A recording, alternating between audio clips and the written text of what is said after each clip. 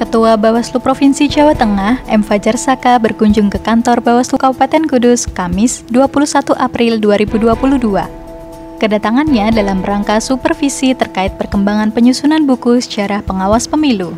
Ketua Bawaslu Kabupaten Kudus, Mohhohibul Minan, melaporkan hasil pleno ketua dan anggota Bawaslu Kabupaten Kudus disepakati koordinator dalam penyusunan buku sejarah, yaitu Bapak Kasmian. Perkembangan penyusunan buku sejarah pengawas pemilu di Kabupaten Kudus secara statistik sudah selesai kurang lebih 90%.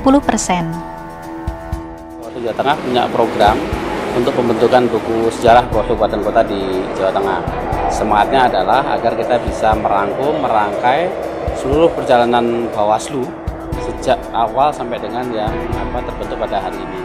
Khusus di Bawaslu Kabupaten Kudus, berdasarkan hasil supervisi pada hari ini, tingkat progresnya sudah mencapai 90% dan dalam waktu tidak terlalu lama sudah akan bisa sudah rampung dan bisa naik cetak.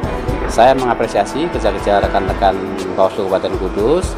Mudah-mudahan sesuai dengan perencanaan dalam waktu yang tidak terlalu lama buku sejarah ini bisa segera kita terbitkan dan bisa dinikmati oleh masyarakat, khususnya masyarakat Kabupaten Kudus. Dalam kunjungannya di saat bersamaan dengan Hari Kartini, Ketua Bawaslu Provinsi Jawa Tengah memberikan contoh semangat Kartini untuk bekal menghadapi pemilu dan pemilihan serentak 2024. Ya, saya kira semangat yang bisa kita tangkap dari pendapat-pendapat era Kartini adalah bagaimana mendudukkan manusia itu secara setara. Meskipun beliau menyampaikan soal kesetaraan perempuan, tapi sesungguhnya kita bicara soal bagaimana memperlakukan manusia secara sama.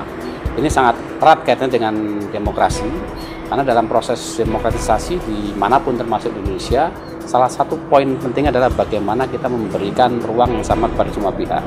Jadi meskipun era Kartini bicara soal hak perempuan, tapi sesungguhnya kita bicara soal kesetaraan manusia, baik perempuan maupun laki-laki. Itu yang bisa kita lanjutkan.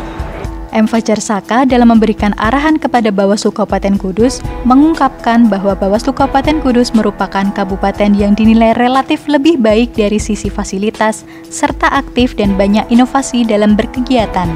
Ya, saya mengikuti kegiatan-kegiatan Bawaslu Kabupaten Kudus cukup banyak, inovatif dan atraktif. Saya juga melihat rekan-rekan Bawaslu Kabupaten Kudus cukup banyak interaksi juga dengan stakeholder di sekitar Bawaslu di seluruh wilayah Kabupaten Kudus.